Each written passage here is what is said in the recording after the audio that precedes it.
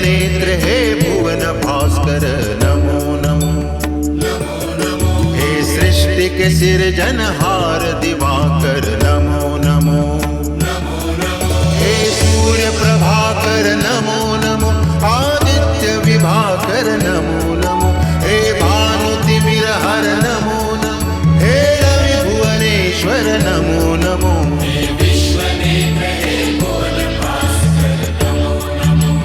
नमो नमो।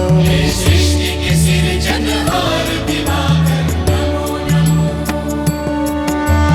ओम सूर्याय नमो नमः। ओम सूर्याय नमो नमः। ओम सूर्याय नमो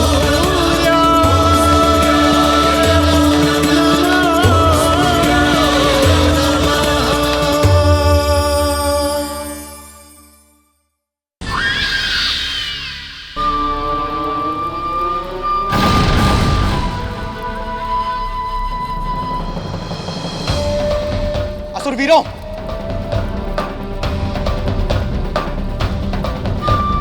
कहाँ है हमारी प्रिय? कहाँ है दैत्य माता दिति, दैत्य गुरु शुक्राचार्य? तुम्हें कुछ भी नहीं पता? जाओ उन्हें पृथ्वी लोक पर जाकर ढूंढो, जाओ।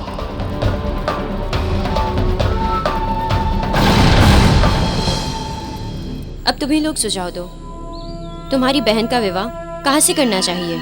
जब हमारे होने वाले जीजाश्री पाताल राज हैं, तो पाताल लोक से ही विवाह करना उचित रहेगा। सत्य कहूँ, मेरा विवाह चाहे जहाँ भी हो, किंतु मेरे दोनों भाई उसमें सम्मिलित हो, तभी मेरे विवाह की प्रसन्नता पूरी होगी।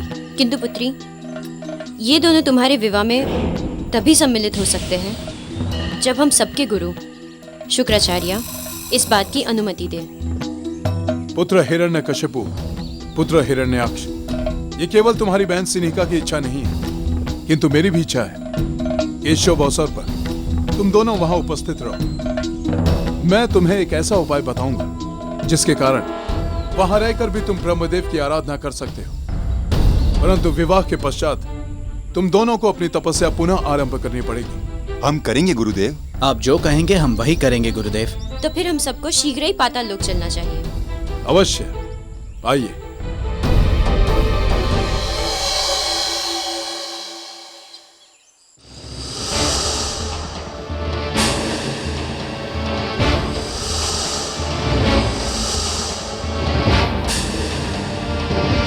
क्या करें?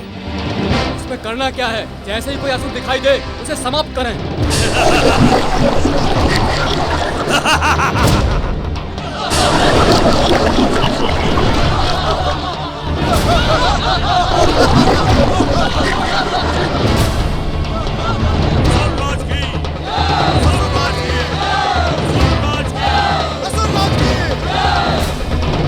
रुको, जब ये लोग तुम्हारे प्रहारों की सीमा के भीतर आ जाएं, तब बाण चलाना, अन्यथा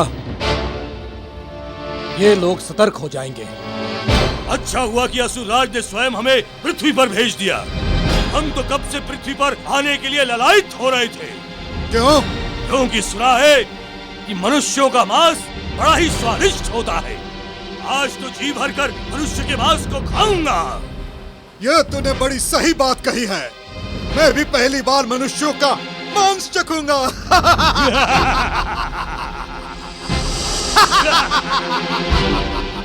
चलो मनुष्यों को ढूंढते हैं। चलो आओ मेरे साथ।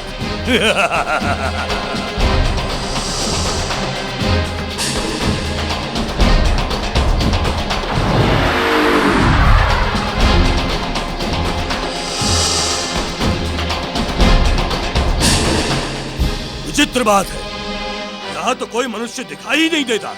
मैं भी यही सोच रहा हूँ। मैं तो बेहद प्रसन्न हो रहा था कि यहाँ मनुष्यों का मांस खाने को मिलेगा, पर खाएंगे क्या जब यहाँ मनुष्य दिखाई ही नहीं दे रहे हैं। डर के छुप गए होंगे डरपोक। चलो आगे देखते हैं कहाँ तक छिपेंगे। आओ चलो आगे बढ़ो। आक्रमण के लिए तैयार रहना। रुको, अब हम इन पर प्रहार नहीं कर सकते। इन्हें हमारी उपस्थिति का पता नहीं चलना चाहिए। चलो यहाँ से। दैत्य गुरु को हमारा प्रणाम स्वीकार हो। आप सबको यहाँ देखकर हमें बड़ी प्रसन्नता हुई। हम सब तुम्हें उचित समय पर मिले। यदि हम सबको यहाँ पहुँचने में और देर हो जाती तो अनर्थ हो गया होता। हम सब आपकी बात का अर्थ नहीं समझे दैत्य गुरु।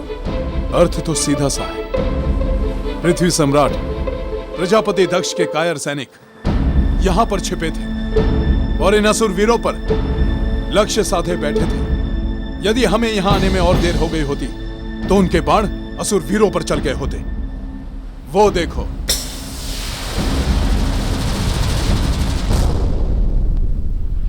रुक जाओ।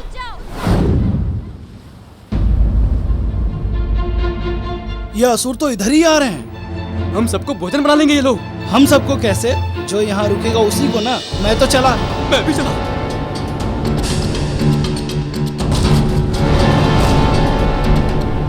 सेनापति रुक जाओ।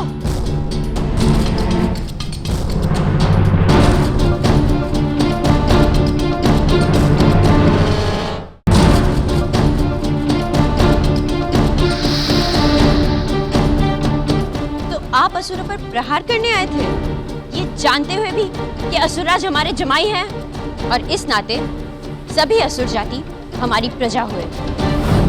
असुरों पर प्रहार करने का अर्थ हुआ मेरे पति पर आक्रमण। ऐसा करने का दुस्साहस कैसे हुआ तेरा? क्षमा राजकुमारी, क्षमा। मैं तो केवल पृथ्वी सम्राट का सेवक हूँ। आपके सामने ही मुझे उन्होंने आदेश दिया था वीर असुरों पर आक्रमण करने का। तो तूने अपने राजा के आदेश का पालन किया है। अब मैं अपने मन के आदेश का पालन करूंगा और मेरा मन कहता है कि मैं तुझे अभी भोजन बना लूं।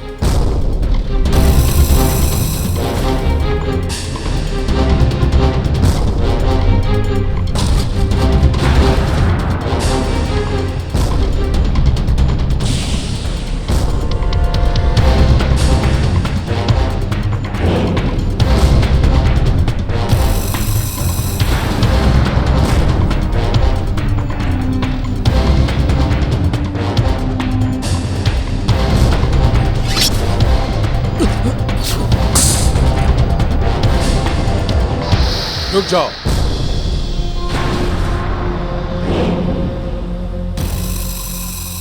तुम मुझसे खा नहीं सकते।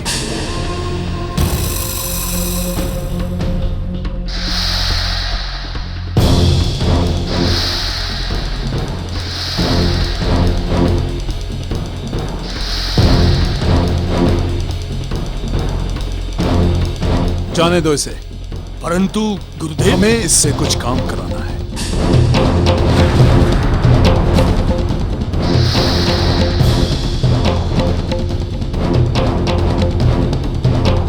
सेनापति, यहां से तुम राजधानी वापस जाओ और पृथ्वी सम्राट प्रजापति दक्ष को मेरा यह संदेशा दो कि वो असुर जाति के साथ उलझने का प्रयास ना करे, अन्यथा परिणाम का दायित्व केवल उनका होगा। जाओ।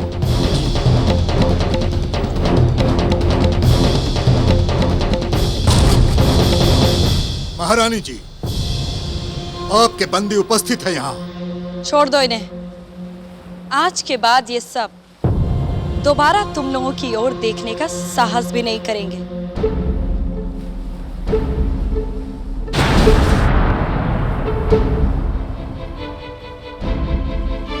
हे दैत्य गुरु, असुर राज विप्रचति ने आप सब लोगों की कुशल समाचार हेतु हम लोगों को यहाँ भेजा है। आओ पुत्र दिति।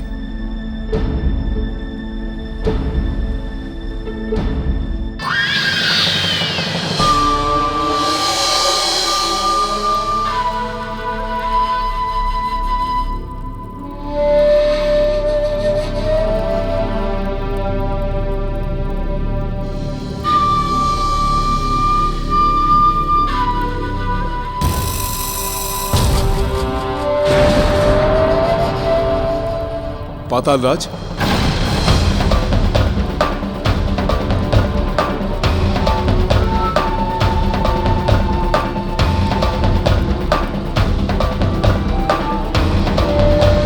दैत्य गुरु, दैत्य माता, प्रिय सिंहिका, और आप दोनों अवश्य उनके भाई हैं, हिरण्यकशिपु और हिरण्याक्ष। आप सबका पाताल लोक में स्वागत है। आइए।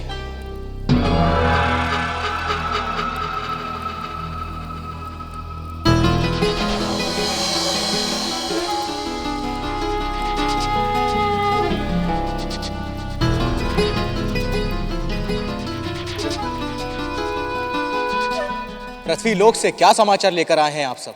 असुर राज, शुभ समाचार ये है कि दैत्य माता दिति ने अपनी पुत्री सिन्हिका का विवाह यहीं पे अर्थात पाताल लोक में करने का निर्णय लिया है। ये तो बहुत हर्ष की बात है और बुद्धिमानी की भी, क्योंकि हमारे लोक में सारा प्रबंध सरलता से हो जाएगा। असुरवीरों, ध्यान से सुनो। हमारे विवाह का सारा प्रबंध आप ही लोगों को करना है और ये विवाह इतना भव्य होना चाहिए कि पूरा संसार शताब्दियों तक इसे याद करे। पाताल राज की महारानी सिन्हिका की, पाताल राज की, पाताल राज की।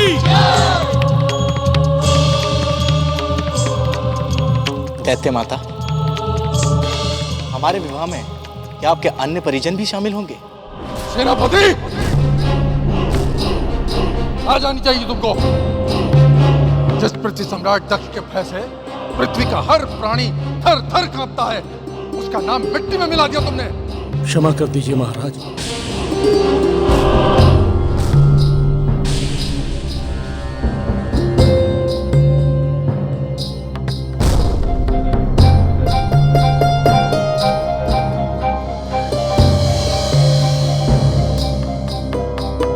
कितने असुर थे?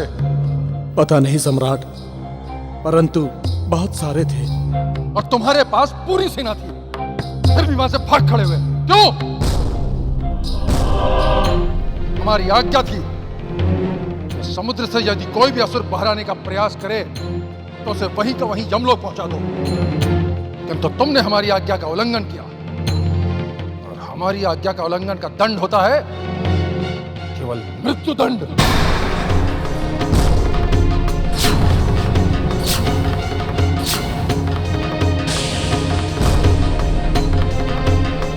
सम्राट, मैं विवश था। बकवास बंद करो। क्या विवशता थी तुम्हारी? सम्राट, देवी दिति ने मुझे प्रहार करने से रोक दिया। वे आपकी श्रेष्ठ पुत्री हैं, इसलिए मैं उनका कहा नहीं टाल सका।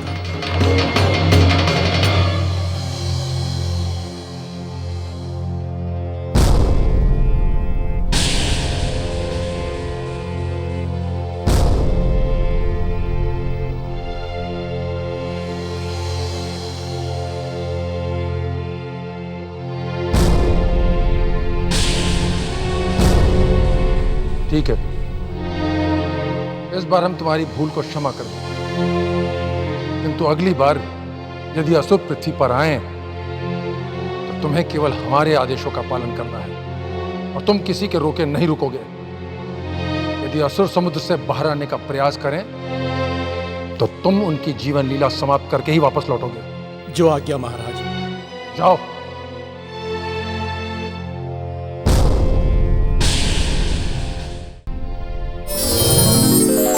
नारायण नारायण। भैया दक्ष की सेवा में अकिंचन नारद का प्रणाम। यहाँ क्या करने आया? नारायण नारायण। भैया दक्ष, अपने जिस प्रिय मित्र शुक्राचार्य की बातों में आकर आप मुझसे रुष्ट हो गए थे, उनकी सच्चाई तो आपके सामने आ गई है। अब तो आपको मुझसे रुष्ट नहीं रहना चाहिए। शुक्राचार्य को बुरा कहने से क्या लाभ होगा? वो तो केवल मित्र था, किंतु हमें तो बड़े भैया कहने वाले ने भी हमारे ही पुत्रों को भिखारी बनने का मार्ग दिखा दिया। नारायण नारायण। आप फिर से भूल कर रहे हैं बड़े भैया। मैंने उन्हें भिखारी नहीं सन्यासी बनाया था। एक ही बात है, अपने आने का प्रयोजन कहो। नारायण नारायण, भला अपने बड़े भैया से मिलने के लिए मुझे किसी प्रयोजन की क्या आवश्यकता? तुम उसे सिखाने और समझाने का प्रयास करो जो तुम्हें भली भांति जानता ना हो। काम की बात करो। काम की बात तो ये है बड़े भैया कि आज रात्रि तीसरे पहर आपकी नातिन सिंहिका का विवाह पाताल राज विप्रचति के साथ संपन्न होने वाला है और मैं इस शुभ अवसर पर आपको निमंत्रित करने आया हूँ। उस कुल कलंकिनी का नाम हमारे सामने मत लो। वो चाहे विवाह करे या आत्महत्या, उससे हमें कुछ लेना देना नहीं। यदि उसे निमंत्रण भेजना ही होता तो वो स्वयं भी भेज सकती थी। और तुम अवश्य यहाँ आग लगाने आए होगे। नारायण नारायण, ये आप मुझ पर कैसे कैसे आरोप लगा रहे हैं बड़े भैया, अपने अनुज पर। देवर जी, आप तो सदा देवताओं का और शुभ शक्तियों का पक्ष लेते आए हैं, फिर आज अचानक अपना पाला बदलकर असुरों के पक्ष में हो गए हैं। भाभी श्री, आपका प्रश्न उचित है और आपके प्रश्न का उत्तर ये है कि ये विषय तो मैंने यूं ही छेड़ दिया था। वास्तव में तो मैं किसी और कार्य से आया था। तो फिर वो कार्य भी बता ही दीजिए, उसे रहस्य क्यों बनाकर रखा है? भाभी श्री, मैं भैया से कुछ ऐसा कहना चाहता हूँ जो हो सकता है उन्हें अच्छा ना लगे। इसीलिए बड़े भैया, मैं कुछ भी कहने से पहले आपसे क्षमा मांग लेता हूँ और ये भी स्पष्ट कर देना चाहता हूँ कि इसमें मेरा कोई भी निजी स्वार्थ नहीं है। मैं तो आप ही के भले को देखकर आपको ये संदेश देने आया हूँ। देवर जी, आपको यह बात कहने की आवश्यकता नहीं है, हम सब आपको भली बातें जानते हैं। कहिए, आप क्या कहने आए हैं? भाभी श्री, मैं बड़े भैया से केवल इतना ही निवेदन करने आया हूँ कि ये पातालवासी असुरों से शत्रुता मोल ना ले। इस शत्रुता का परिणाम आपके हित में नहीं होगा।